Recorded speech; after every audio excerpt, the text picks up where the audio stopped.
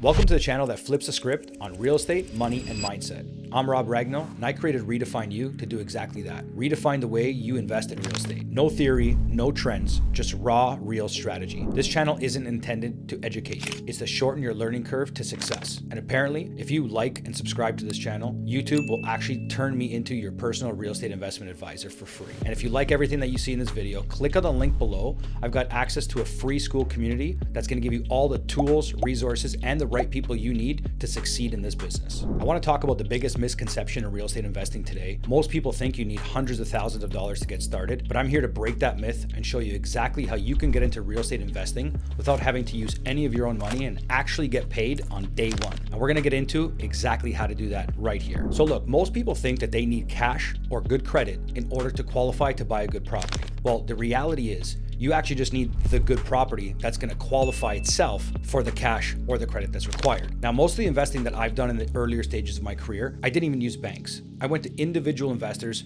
just like you. That's right, people sitting at home right now on their sofa with cash in the bank or equity in their home that they didn't even realize they can use. Now, utilizing home equity lines of credits on people's existing homes gave them the ability, call it their home bank, something that they're sitting on right now that they don't even realize. A statistical fact is that 1 in every 3 Americans owns their home completely debt-free. As of January 2025, the data shows that more than 63% of homeowners age 65 plus actually own their home entirely debt-free, which means they also don't generate high enough of an income to sustain inflation. So we give them a home court advantage opportunity in order to refinance their home by applying a HELOC and allow them to become investors in our investment vehicle. How does this create a win-win situation for both parties? Well, the homeowner is not currently earning any income from the home that they live in. So by applying a HELOC on their home and utilizing it to your investment strategy, you actually are able to now pay them an interest rate greater than what they're paying for their HELOC. This is called arbitration. So what that looks like is the homeowner is going to pay a HELOC roughly around 5% APR, and you're going to pay them a dividend of 12% APR. This allows that homeowner to now earn an income of 7% off of the money they borrowed off the home that they're sitting in that's currently not doing anything for them except for providing a roof above their head. Now, the great feature in this is you no longer have to look around for banks to qualify because the homeowner is actually going to allow you to invest that money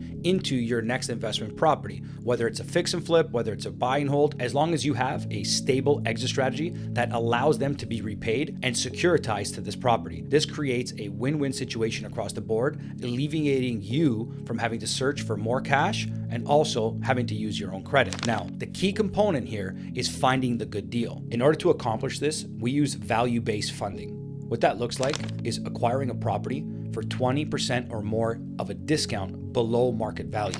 This ensures that the investor's capital is securitized to an asset with very little risk exposure. This is what creates that profit on purchase, instant equity on day one. What makes this method so valuable is that you're giving other people with money the opportunity to invest in a property that has built-in equity from day one. The number one excuse I hear from new investors is, I simply just don't have the money. And I get it, but here's the truth. Money follows the deal. So instead of chasing the money, start looking to structure a great deal first. Once you understand that structuring a great deal simply qualifies in the greater discount that you have from the market value, you will have an endless opportunity of money floating. And the key ingredient behind finding a good deal is really just getting a deep discount below its market value. Once you're able to obtain that and you present it to an investor or a lender, such as a hard money or private money lender, they care about the deal, not your job or your credit. Now also, you want to be able to satisfy them with a sufficient exit plan, whether that's a fix and flip or a rental or burst strategy, Airbnb, it doesn't matter what you're doing. You just want to lead with security.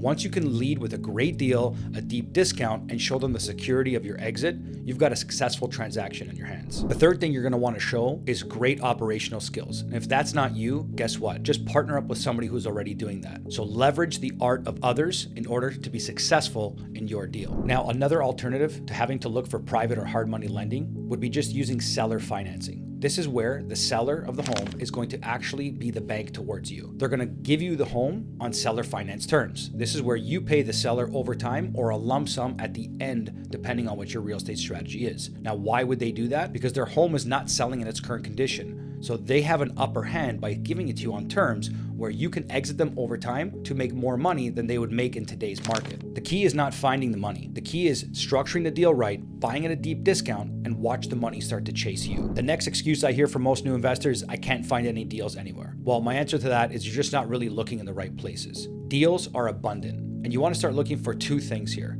distressed sellers and distressed assets. What I mean by distressed sellers are those who are in a tough spot in their economic situation. Maybe they lost a job, maybe they're going through a divorce, maybe they're just moving out of the state completely. These are people that you can locate using public records to find out exactly what their motivation is to sell. What I mean by distressed assets are those properties that are in need of improvement.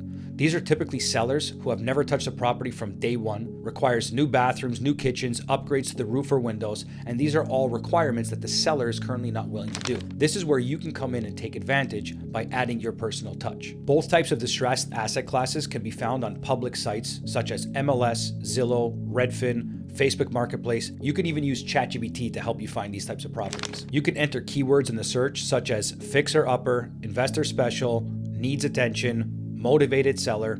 Any of these keywords in your searches is going to help you find these properties a lot quicker. But now I want to give you a hidden gem that nobody's telling you in the market on how to find these types of properties. I call this the indirect lookup. My team will literally use Facebook Marketplace to look up people who are selling furniture, and that turns into a lead for them selling their home. On the flip side, for looking up distressed people, we'll do something clever like search up wedding dresses or tuxedos for sale, indicating divorce or people separating. That's why they're getting rid of their prized possessions. This will often lead us to distressed assets or distressed people where most people don't know where to look. So while everyone else is using the public eye or realtors, we're going deep undercover to have indirect search parameters in order for us to find great opportunities and turn them into great deals. Now look, I want you to avoid falling in the trap. Don't look at what the wholesalers are telling you what the numbers are. I want you to actually go in, figure out what the market value is versus the ARV.